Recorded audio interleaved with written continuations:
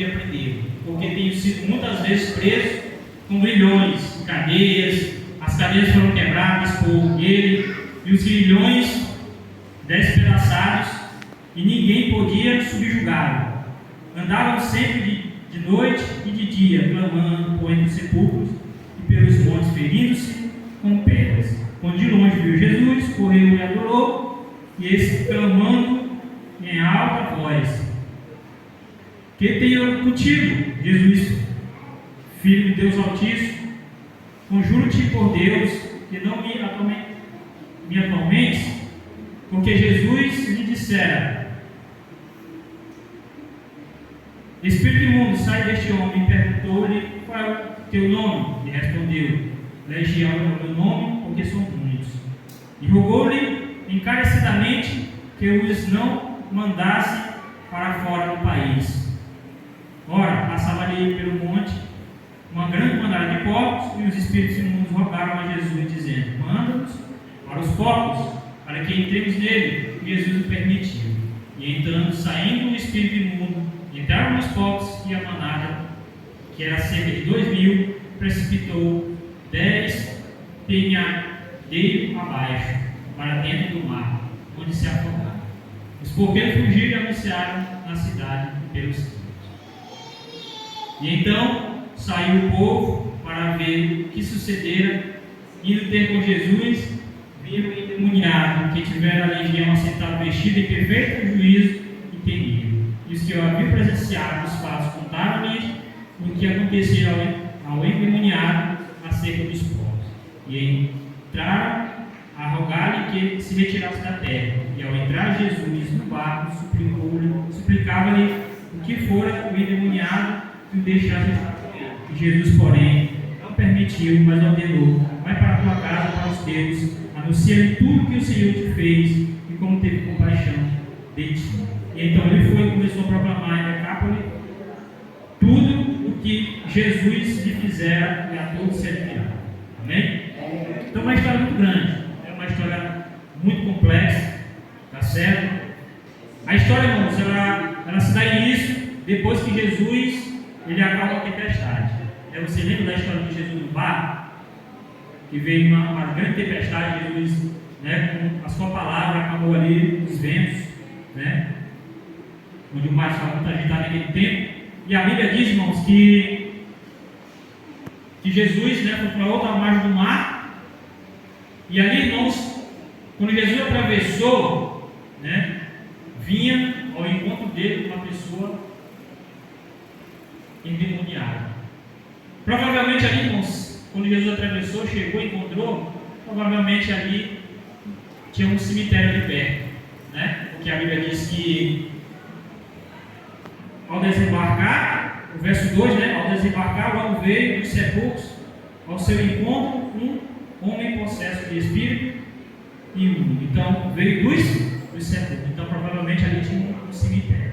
E naquele cemitério, irmãos, ali vivia um homem, um homem que não se sabe aqui dizer o dia, irmão. A Bíblia não fala. Eu também não, parece que não tem assim quanto tempo, anos ou meses ou dias ali, quanto tempo aquele homem estava naquela situação, Só sabe que dos sofrimentos, de tudo aquilo que alguns presenciaram naquele momento ali. Então esse homem veio, era um homem que estava com certo espírito imundo, tá certo? E ali não tinha nada com aquele homem, que pudesse o prender.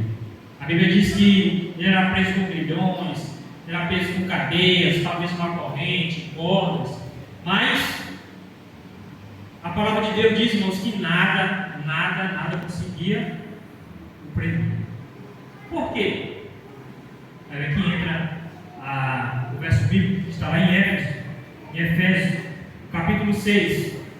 Deixa ele marcado em o Marcos 5 e vai lá para Efésios, aliás, capítulo 6, verso 12.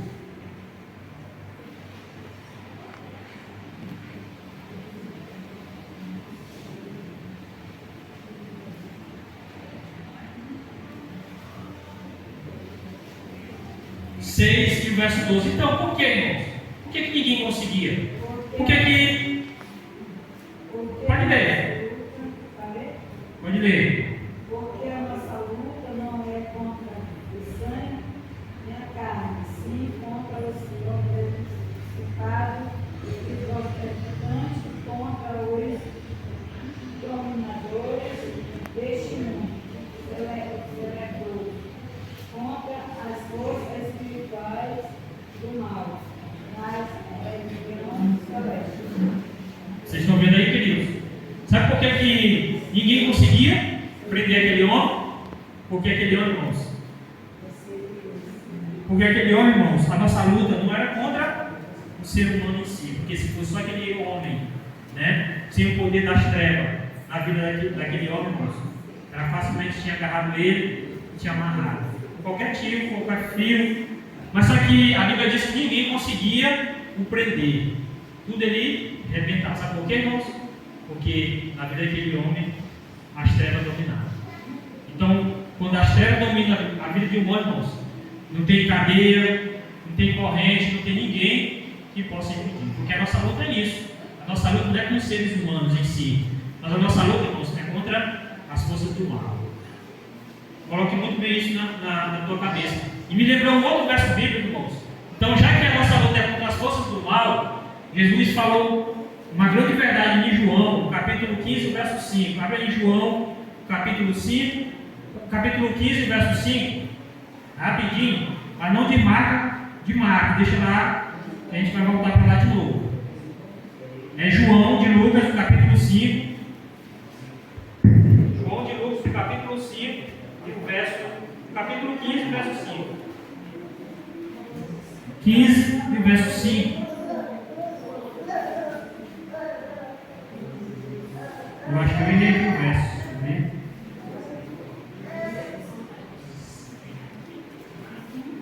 Não, está de Marcos aqui, está certo. Eu sou a videira e vós os ramos.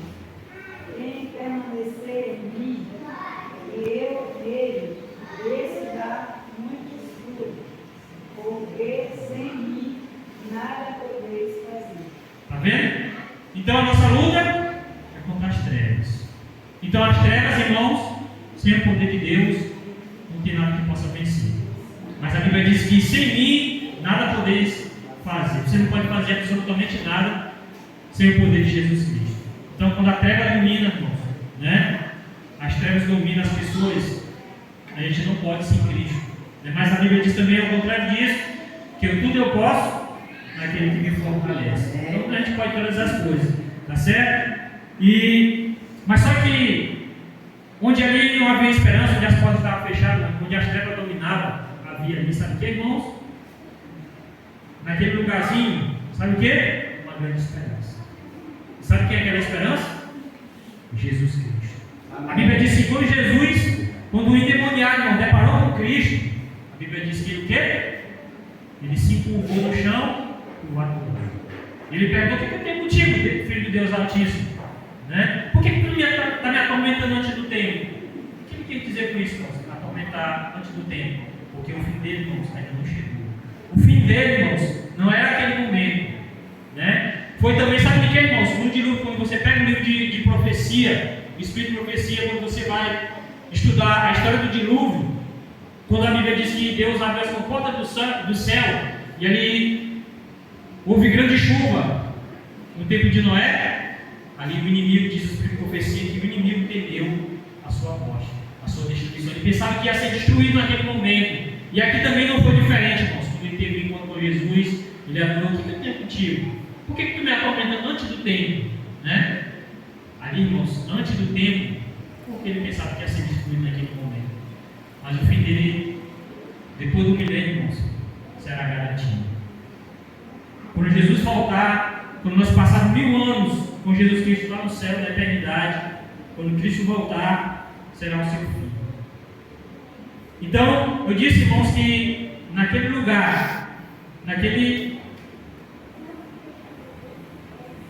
momento onde as trevas dominavam a vida daquele ser humano, surgiu ali uma luz, né? Uma esperança. E eu me lembro, sabe o quê? Ali se começou, sabe o quê, irmãos? Uma das profecias de Isaías, naquele momento de ali. Não só naquele momento, né? E outros também, momentos se cumpriram, mas naquele momento eu vejo a profecia de Cristo se cumprindo ali. Vamos abrir a Bíblia lá em Isaías 61 e o verso 1. Isaías 61 e o verso 1. Isaías 61 e verso 1 se cumpre a profecia justamente do profeta.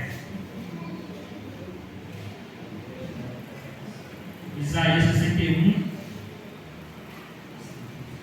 Eu gosto de fazer meus sermões assim, meu irmão, um pouquinho aqui, um pouquinho ali.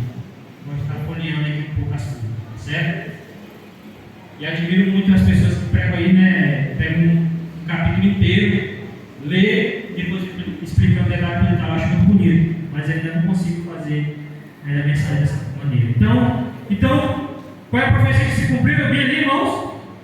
O Espírito do Senhor está sobre mim, porque o Senhor me ungiu para pregar boas novas aos quebrantados, e enviou-me a curar os quebrantados de coração e a proclamar aos cativos e pôr em liberdade os algemados. Amém? Ou seja, a profecia de Isaías se cumpriu bem ali em Cristo. Pode também se cumprir em você todos os dias, porque o Espírito de Deus estava sobre Jesus, né? E ali Jesus foi enviado para pregar, para curar, para libertar. E justamente ali, irmãos, aquele homem, né? Aquele endemoniado estava, irmãos, há muito tempo, né? Preso nas trevas, preso na escuridão, irmãos, e ninguém naquele momento podia libertar aquela pessoa. Mas Cristo, né? O Deus Todo-Poderoso, o Deus que cheio do Espírito Santo, estava justamente ali, irmãos, para libertar aquela pessoa que estava presa, que estava algemada, né, pelo poder das trevas. E diferente disso, irmãos, mas com grande autoridade você também tem essa autoridade, amém? Cristo enviou o maior dom do céu. Ele deixou o maior dom do céu, né? O maior dom do céu, sabe qual é o maior dom do céu? Qual é o maior dom do céu? Qual é o maior dom do céu, irmãos? Espírito Santo é o maior dom do céu. E arrependei-vos cada um de vocês, e sejam batizados em nome de Jesus para a remissão dos seus pecados. E recebereis o que, irmãos? O dom do Espírito. Irmãos, o Espírito Santo, o maior presente que Deus, né, Cristo deixou para a raça humana. Amém? É por isso que a vacina contra ele não tem perdão. Então Deus, irmãos, deixou o Espírito Santo justamente para isso, para que a gente possa testemunhar, para que a gente possa, irmãos, levar a cura para aquelas pessoas que não conseguem se libertar, como esse endemoniado. Ele não conseguia, irmãos, e ninguém conseguia manter. Mas Cristo veio justamente para mostrar para cada um de nós que existe salvação, onde as forças humanas, irmão, não tem jeito, não dão jeito, aliás, o poder de Deus ele dá. É por isso que às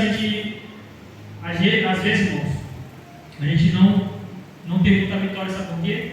Porque a gente não busca o poder do Espírito Santo, essa luz, né, para libertar as pessoas, né?